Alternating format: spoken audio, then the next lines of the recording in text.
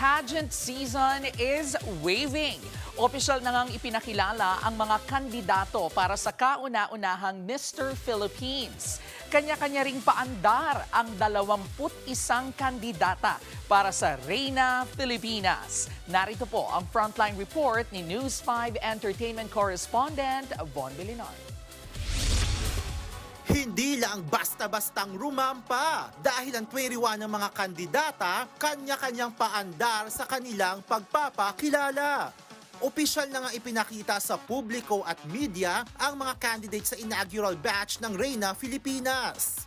Kabilang dito ang Miss Eco International 2025 na si Alexi Brooks ng Iloilo City na bongga ang pasabog sa entrance.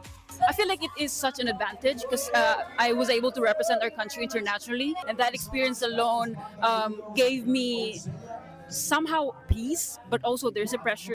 Ang dating pambato ng Pilipinas sa Miss International noong 2023 na si Angelica Lopez ng Palawan, umikot-ikot at biglang lumabas sa bonggang paandar. I just feel like this is my calling po talaga. I've been in love in this industry for so long. Si Pateros Queen Christine Joy Marcelino, ala Reyna, sakay ang tila giant balut. Kasama rin sa mga candidate ang VMX star na si Sahara Bernales ng Pampanga. Kung hindi ako naging sexy star, kulang yung mga experience ko na ma-share ko. Nariyan din ang nag-iisang trans-Pinay na kandidatang si Ann Patricia Lorenzo ng Manila. People always think that we transgender women, we're not equal when it comes to any competition sa mga cisgender women. And by standing here alone, I know exactly na naka-inspire ako.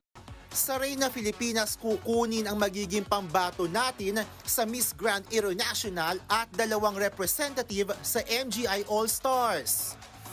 Ipinakilala na rin ang mga kandidato para sa Mr. Philippines. Mula Luzon hanggang Mindanao, maglalaban-laban ang nasa mahigit 50 male candidates para sa 3 korona. Ang Mr. Philippines Grand International, Mr. Philippines Model International at Mr. Philippines World Quest.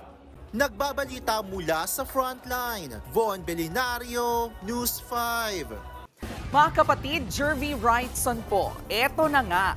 Para sa latest showbiz news at iba pang kay-alaman, mag-follow at mag-subscribe na sa social media pages ng News 5.